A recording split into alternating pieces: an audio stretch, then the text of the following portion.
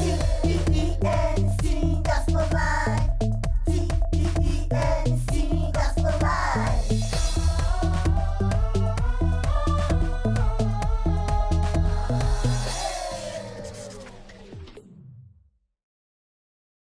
You're watching Teen Gospel Live. My name is Lindo Gushe Malimela. And how are you feeling today, Wami? I'm doing great, thanks, Linda. How are you doing? I'm feeling great. I'm glad. So that means we can get the show started, guys. Today's quote comes from Queen Elizabeth II, who said, "Family does not necessarily mean blood relatives, but is often a description of a community, an organization, or a nation." So today is all about serving others, and we also have our guest, which is Pastor Ranzobe from Meals on Wheels. We also have Umam Caroline from ESID Women's Ministries, and we also have Sister Nonina Dipogo.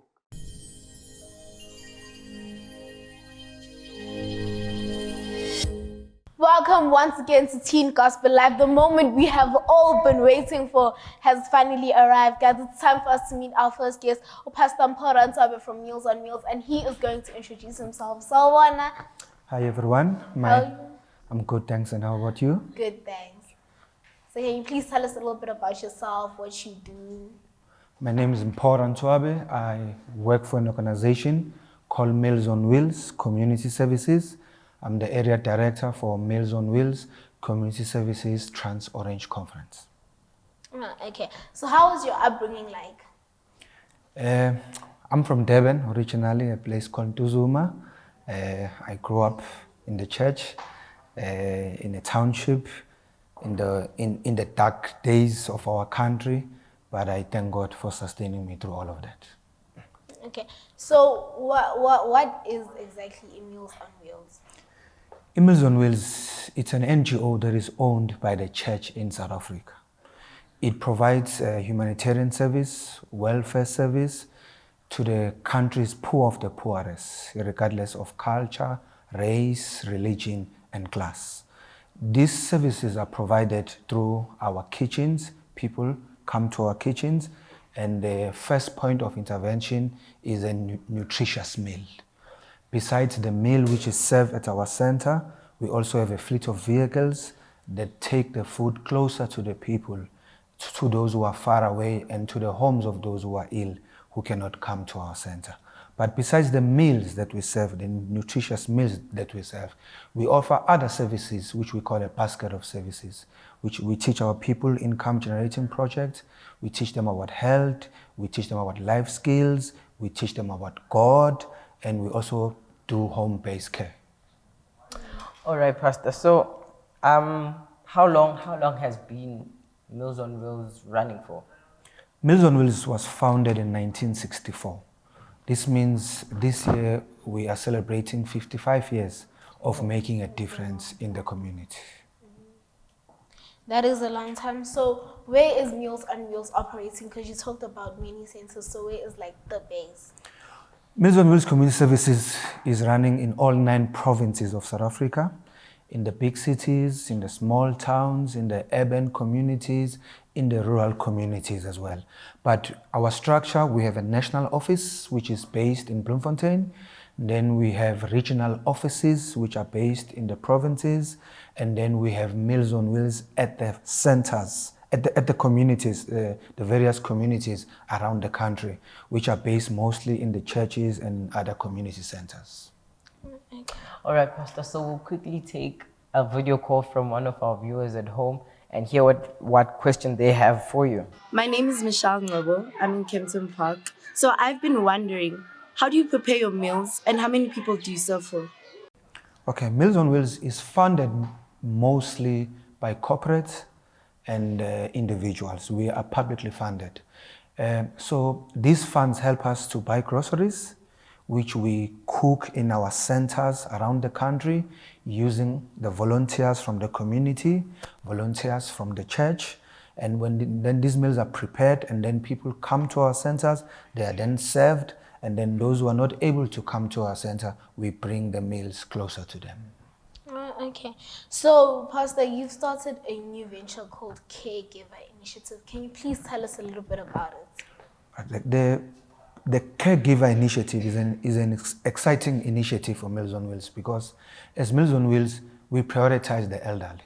So the caregiver initiative, it's funded by the corporates, whereby we have home-based carers from the organization who visit the elderly at their homes, and they help them with their daily duties, such as preparation of meals, cleaning, washing, and other daily duties, which are not easy for our elderly people who are alone at home to do it by themselves.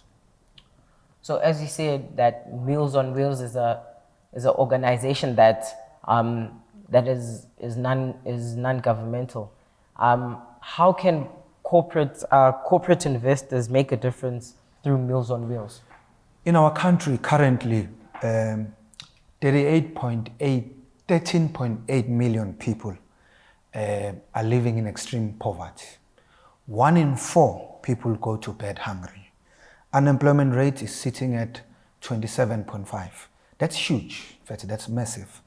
Not a single organization in this country has the capacity to address those needs. However, we believe that if corporates could partner with us in the form of giving us donations of money, groceries, equipment, like kitchen equipment, donate buildings for us to operate from, and also donate vehicles for us to be able to deliver the foods to the homes of those who cannot come to our center, we believe that we can be able to do more. Our vision is a hunger-free South Africa. We cannot achieve that by ourselves since we're a non-profit organization. We rely on the donations from the public, especially the corporates. Okay, so Pastor, we've heard you talking about how corporates can invest. How can young people assist and make a difference? Like young people like us that aren't working but would like to help, how can they make a difference? In my neighborhood, from time to time, we get visits of children who knock at our doors looking for donations for various activities at their schools. I believe that young people can fundraise for Meals on Wheels in any way or in any form. I also believe that young people can donate clothes, they can donate shoes. Some of our beneficiaries don't have enough clothes, they don't have enough shoes to wear. I also believe that young people can come to our centers and they can help to prepare meals. They can also help our elderly people who are our branch managers who have to do this tedious task of admin work, and some of our young people are able to write, they're able to read, they're able to also operate the computer. So I believe that there's a lot they can do. Besides donating money or fundraising for Meals on Wheels, I believe they can do a lot, which includes donating clothes and also coming to our centers all over the country and help in the preparation of meals. Okay. All right, Pastor. So we're asking you to link us to the ad break, and you face that camera over there, and tell our viewers at home that we'll be right back. We'll be right back.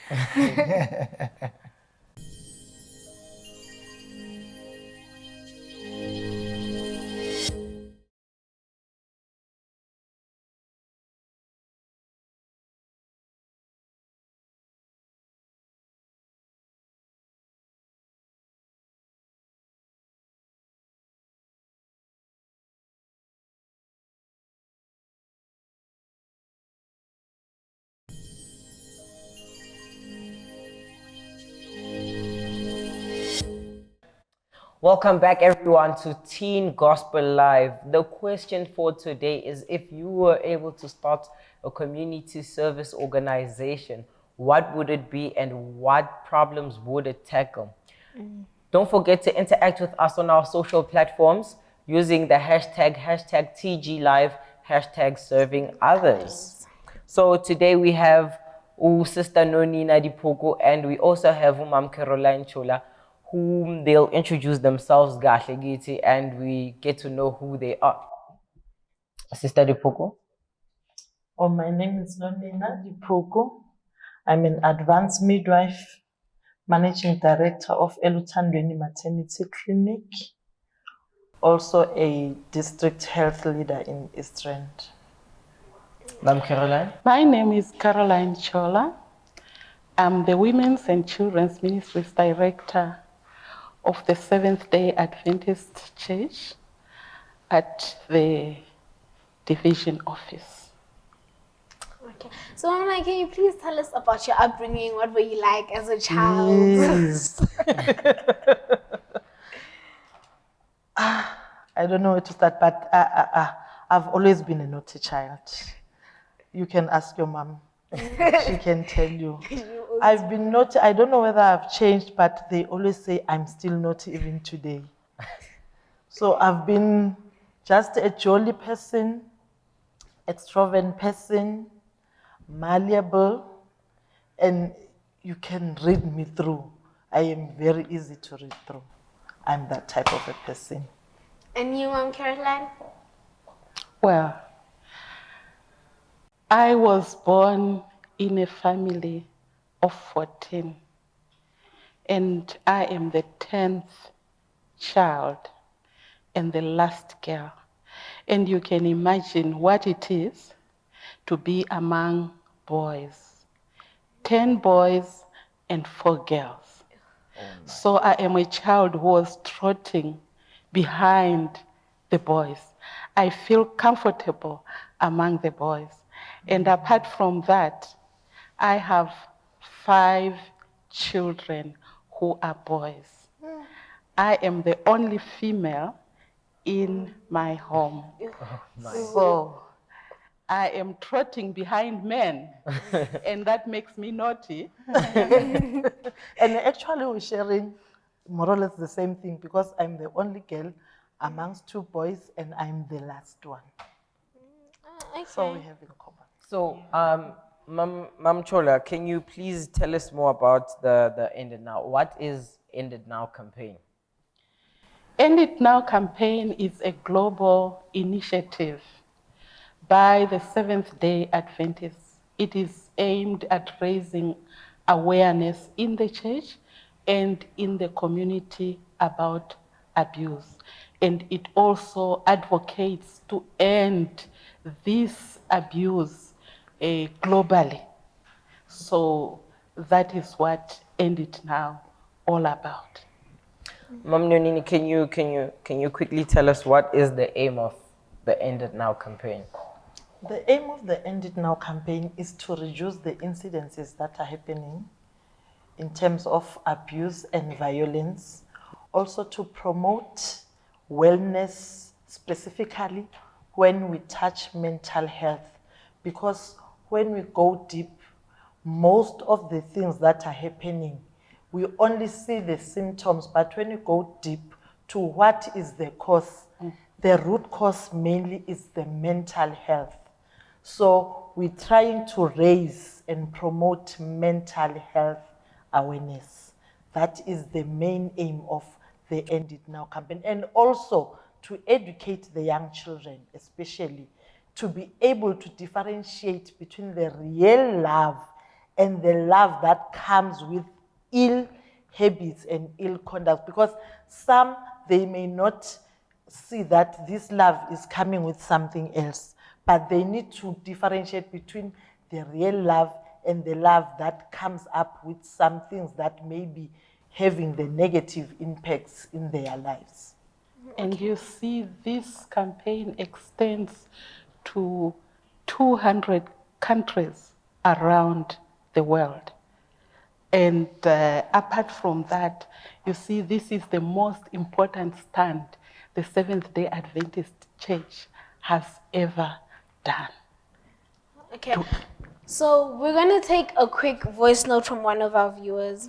Hi, my name is Dorcas Bila from Kempton Park. I was wondering what you do currently for the community. Currently, as the community, we once had an incident whereby one of our church members, specifically, was found dead and she was bent beyond recognition. And we used the End It Now campaign in order to make awareness, because I think with that girl, it was the second, if not the third incidence of the same, the incident was the same. So most of the things were happening and the symptoms and the type of killings and all those things were the same. So what we did as the community, we introduced Though we know the End It Now in Seventh-day Adventist, but we introduced the End It Now in our community. Thus, we incorporated with the local radio station, which was the Kasi FM.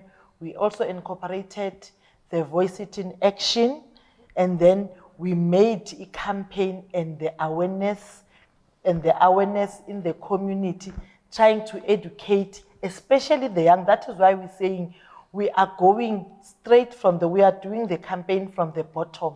So, Mam Chola, how are people receiving the campaign? There are two people that receive the campaign. There are those that are abused, and they are receiving it gladly because it is helping them. And those that are willing to help, we are giving them resources of how they can help identify those that are abused. But at the same time, there are those who are abusers. This is the second group that are receiving the campaign. These mostly are those people that are in authority, and they are trying by all means to stamp it down so that they are not exposed. So we have these two groups in the community. Thank you guys so much. Right now, though, it's time for us to listen to a music performance from Dynamic. Let's hear it.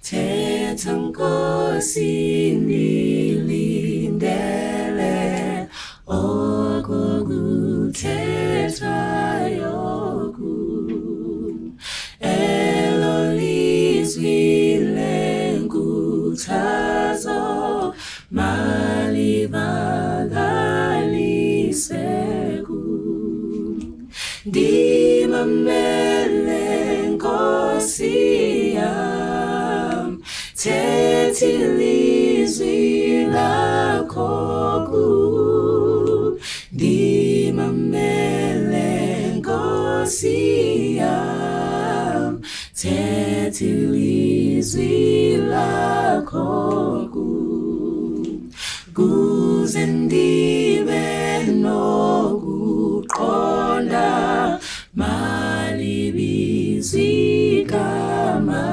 lam ndibe nokukulandela wena ungumalusi wam kumahlelo amahle abononwaba khona kumahlelo amahle abononwaba khona thetha ndivilizwi lakho ndizilungiselele ukufeza ngenyameko wonke umyalezo wakho ndimamele Nkosi yami elo lizwi lakho kum ndimamele Nkosi yami elo lizwi lakho kum.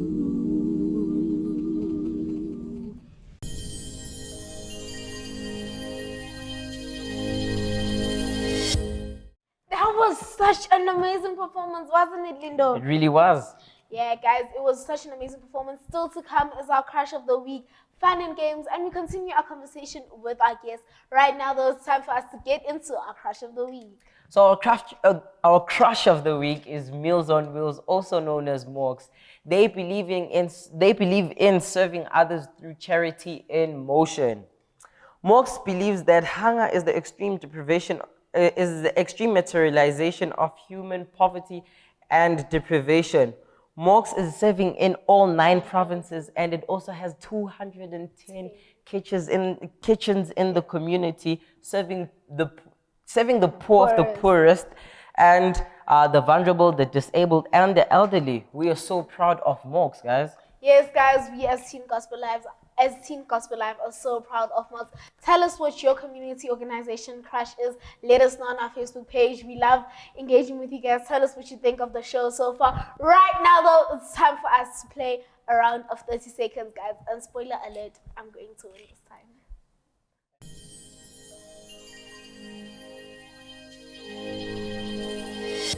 Welcome back to our viewers at home. Right now, it's time for our game of 30 seconds. So right now, we have Team Meals on Wheels and we have Team Ended Now. Which category are you choosing from? Kings. Okay, so I'm going to give it to Meals on Wheels and they'll be describing and you'll have to guess the name of the king, right? And Team Meals on Wheels, alphabetically, it's going to be Team Ended Now. So you'll be describing and they'll be guessing first, né? So can I have the clock, please? And your time starts in 3, 2, 1, go. Okay, he used to play the harp. David. 1. He wanted to kill Jesus, baby Jesus. Herod. 2. Yes. He's the soon coming king. Jesus. 3. Abraham paid tithe to him. Melchizedek. Yes. He kept the 4. people of Israel captive. 5. Yeah. 5. And your time is up. They have 5 points, guys. Can I have the clock, please? And your time starts in 3, 2, 1, go. She saved her foolish husband. Abigail. Yes. 1. A king saw her bathing naked. Bathsheba. Yes. She. You can skip that one if you want. She saved her baby brother. Miriam. Yes. 3. And your time is up. That was an amazing round of 30 seconds. Right now, we're about to take an ad break and we'll be right back.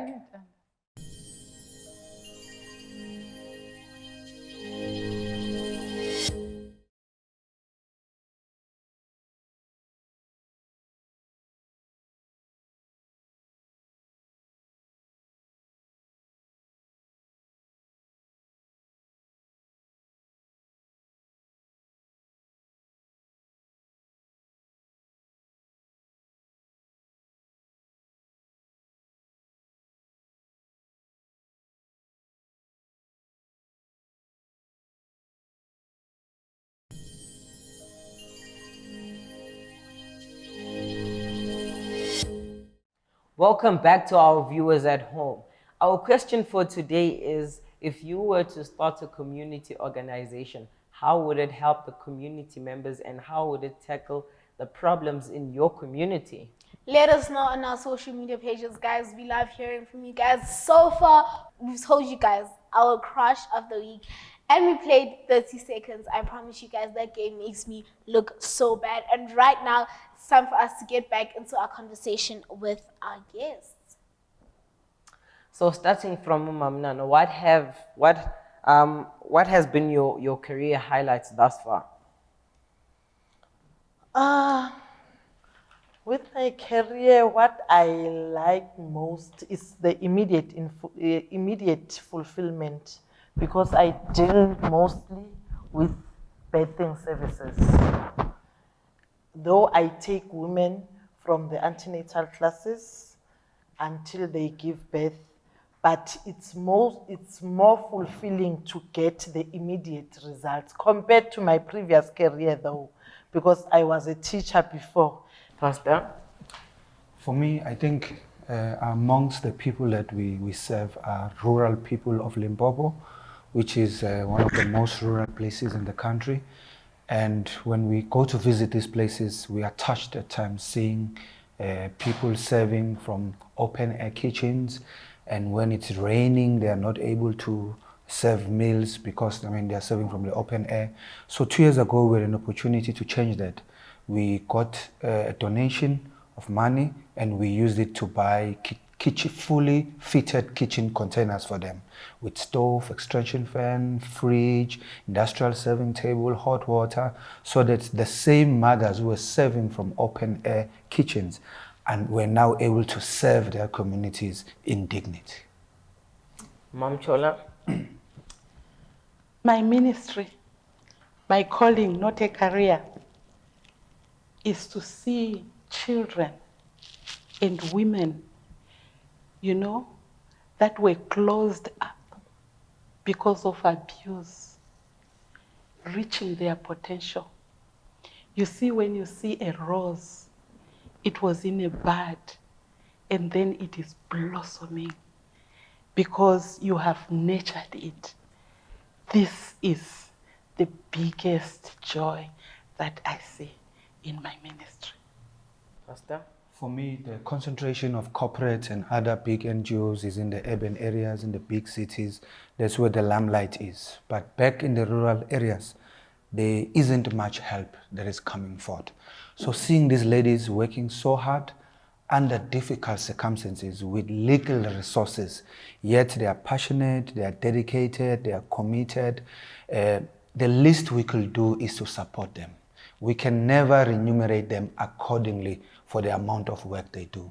But delivering those kitchen containers and saying, this is the legal we have to support you in the great work that you are doing, it touched me.